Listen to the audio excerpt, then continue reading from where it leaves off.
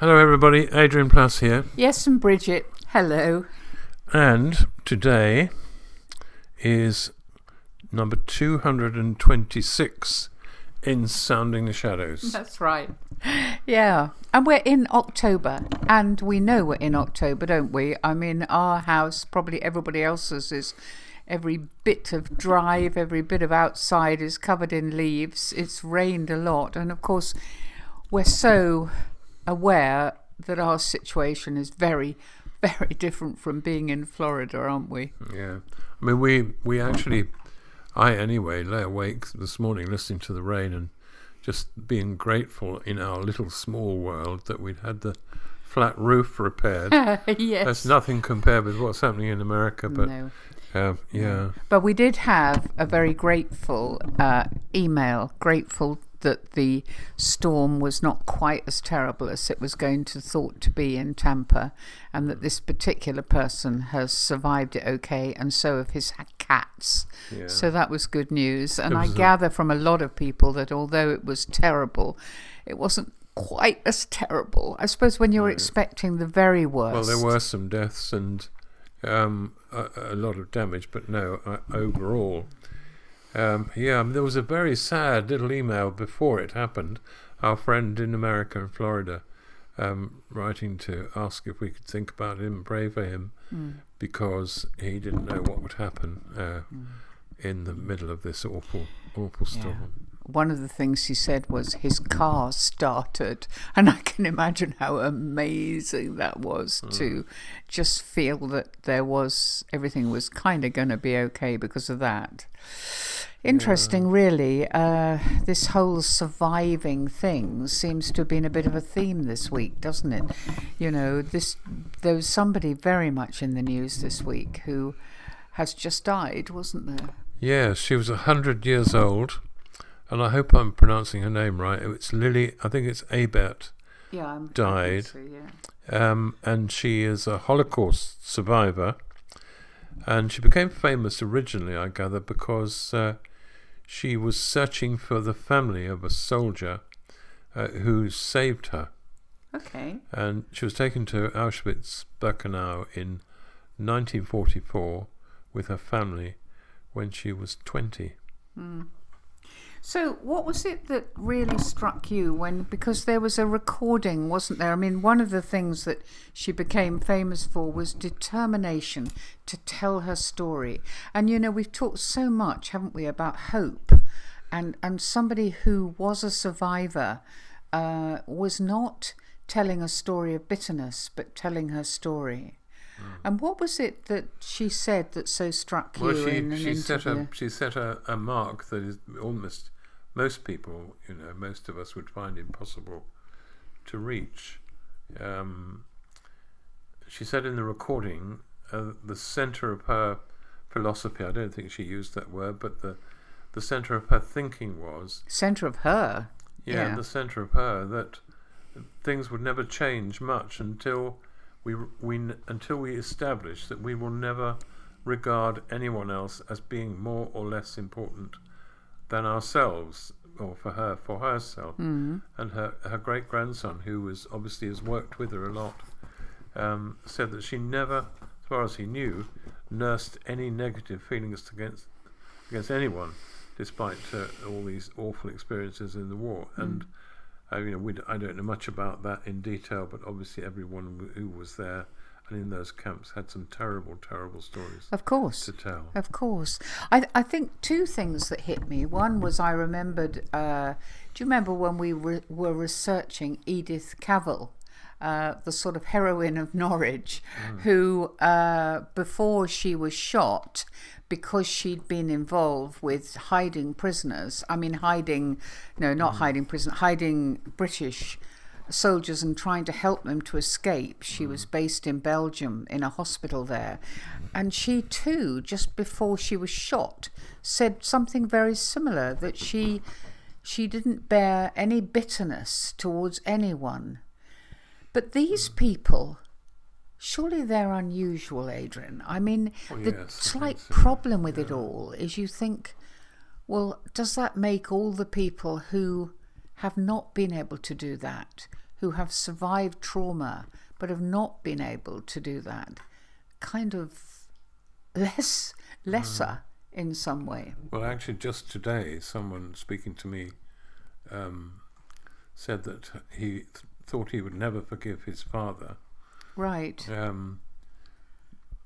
Although would like to, but it's just lodged in him that because of what happened, it can't happen. I was thinking about forgiveness and how you absolutely begin from nothing a while ago. And I was thinking about when babies move on from milk to solid food.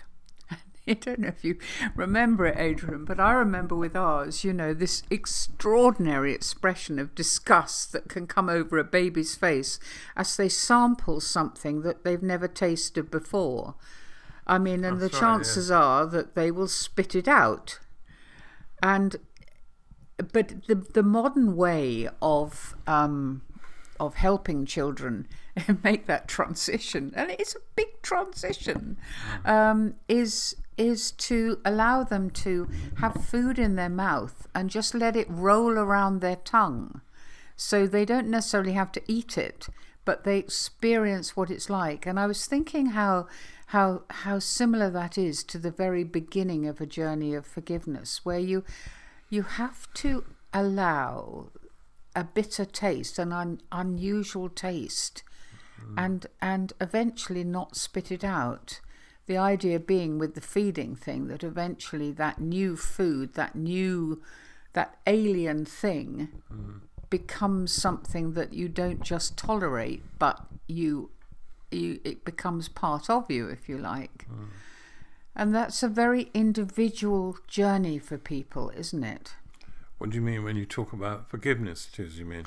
Yes, and the fact that this person apparently held no bitterness, but there will be other people for whom they haven't been able to take exactly that same journey. I suppose that's what I was thinking. And of course, interestingly, this month is an anniversary of something that was extremely traumatic in our country, wasn't it? Which was the bombing of the Grand Hotel in Brighton. That's right. When Thatcher was in government. And interestingly enough, there is a new book out by Patrick Magee, who instigated that bombing. And it follows his journey, but also another journey, a journey of somebody called Joe Berry, whose father was killed in that bombing. And her brother. And her brother saying he could never forgive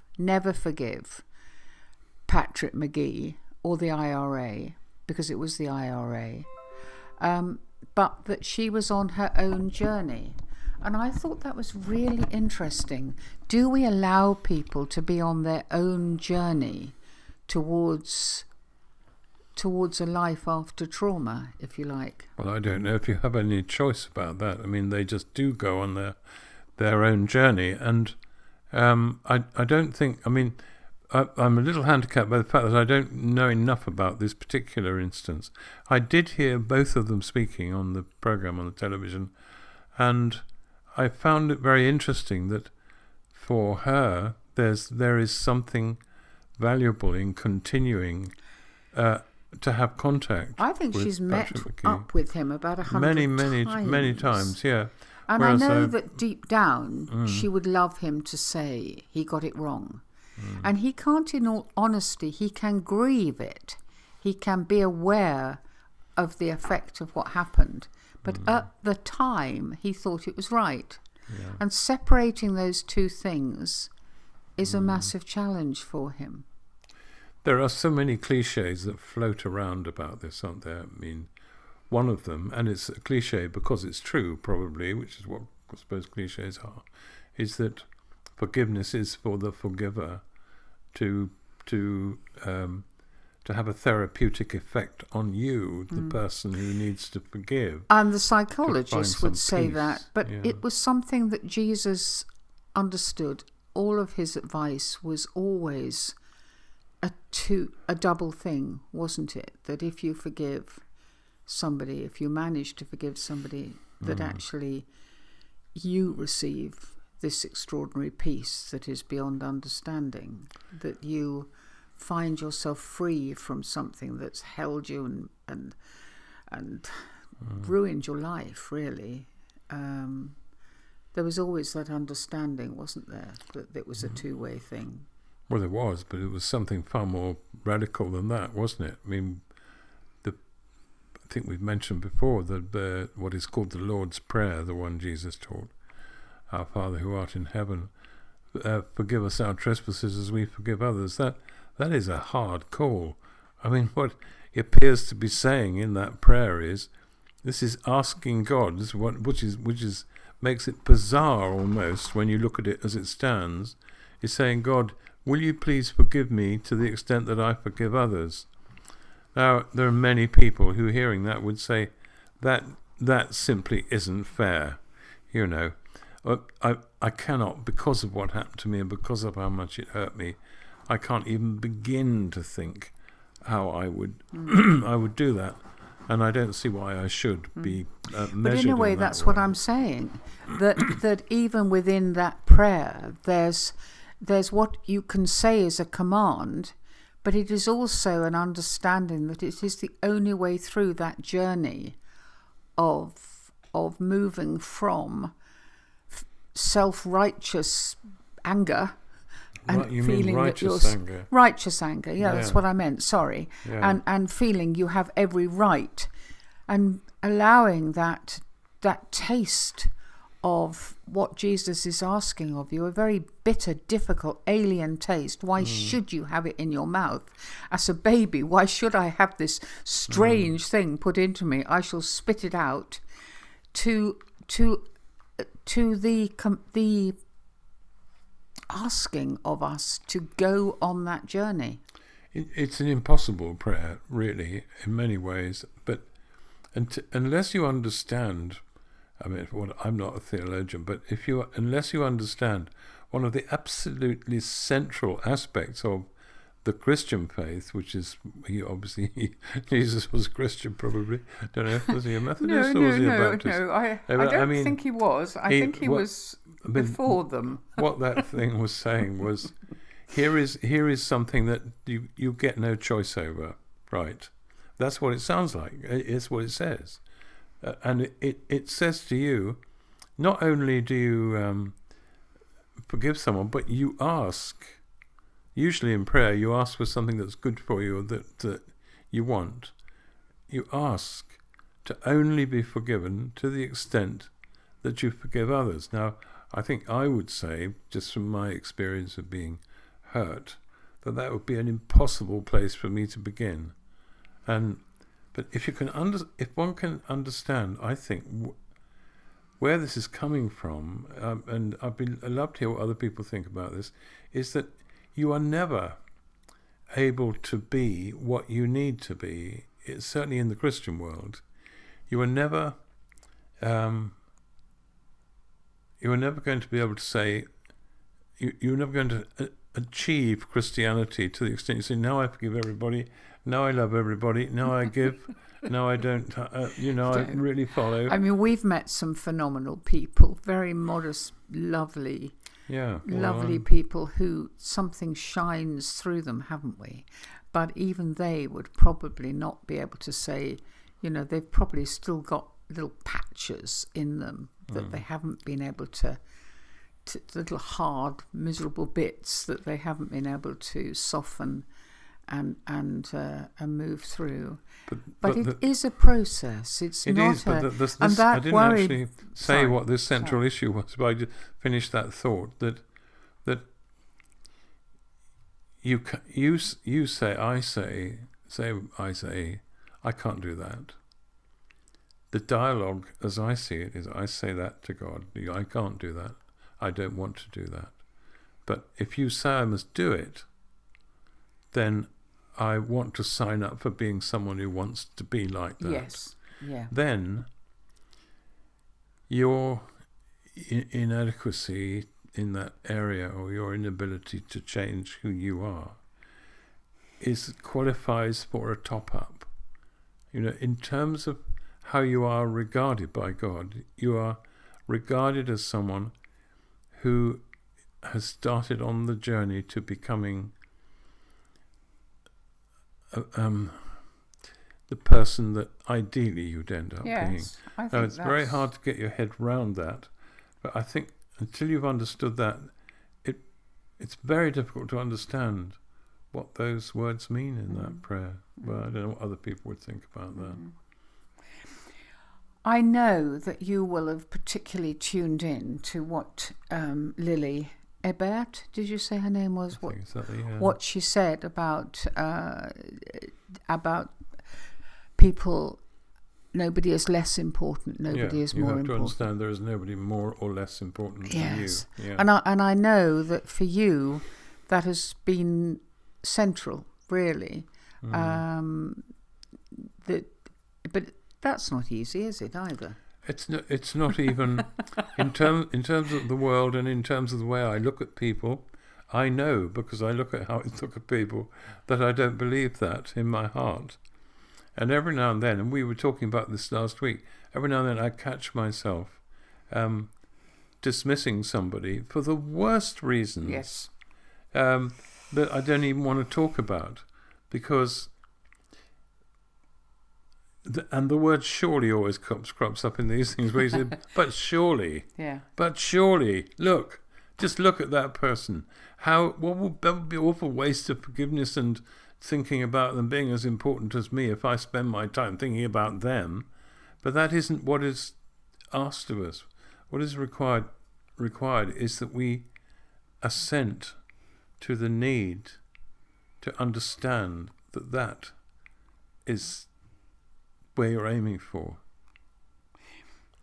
I mean, we've known some extraordinary people in our lives, haven't we, who would consider themselves to be incredibly unimportant. That might have been reinforced to them in their lives. And I know we've mentioned before our friend Paul, who, because of his giantism and epilepsy, has ended up with a lot of problems, and lots of his bits of brain, because of the epilepsy, have been fizzed out. But he's the centre of by the way, him, he's not alive now, so he won't hear any of. No, he won't. But all I was going to say was, an unusual person with a centre and a heart that's so Jesus-like that we actually felt that he was a gift to us from God, a representative of Jesus, really. When he died, we heard he'd died, and because we had registered as being next of kin, even though we'd had to move away, we were told that he died, but that they would hold on to him, which I find very hard to imagine. His body lying somewhere in a drawer, I suppose, until we were able to go and take his funeral. And there were 8 of us at his funeral. Something like that. And yet I know that he's one of the heroes of life. Never he's complaining. One of our heroes. He was never complaining. He was one of the best friends we ever had. Yes. He was consistently loving, loyal, pleased to see us. But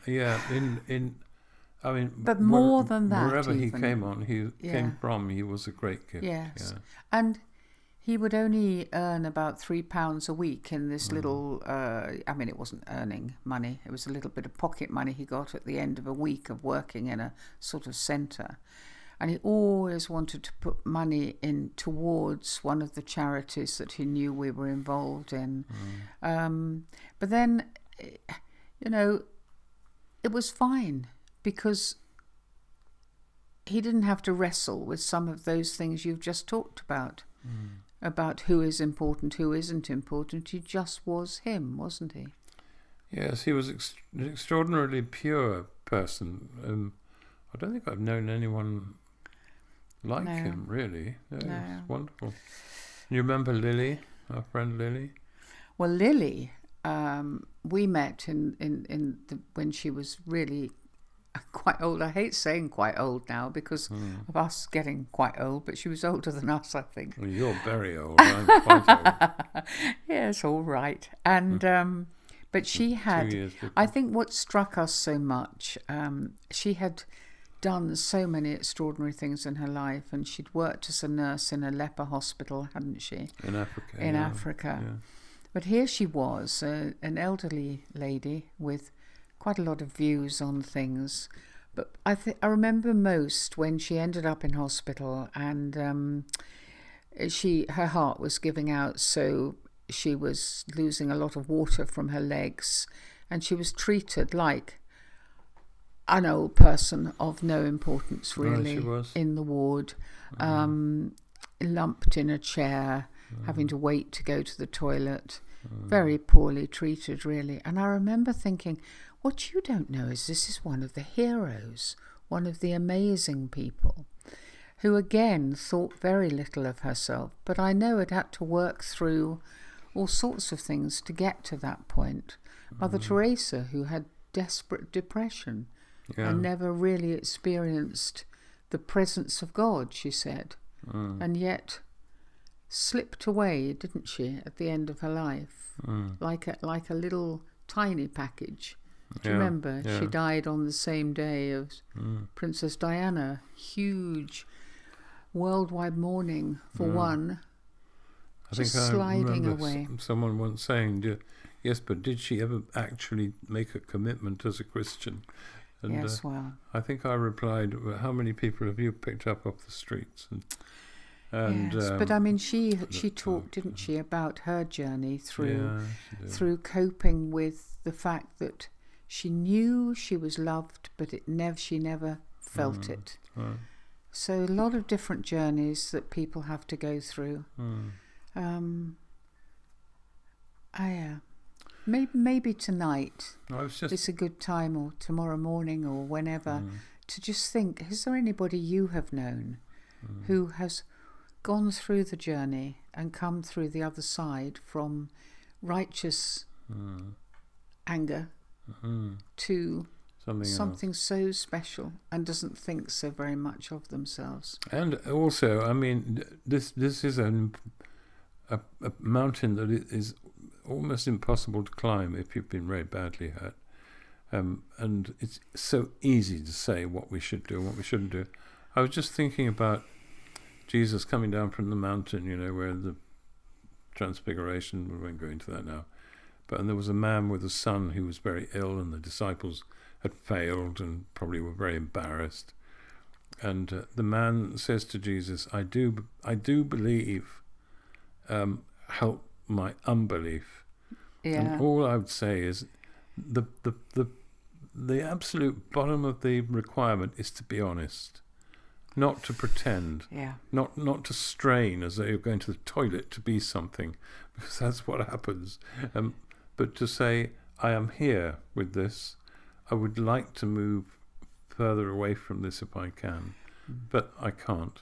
Please give me more of what is required for me to be able to do that. Yes, but also to maybe allow a taste, however bitter, however alien, however strange, to just roll around. Yeah, try it out. Yeah. Try it out. It won't taste good. But it's a very first taste of something that could end up being quite delicious. Really good to hear from anybody who'd like to respond to that, and we'll speak to you again next week. Yeah, bye-bye.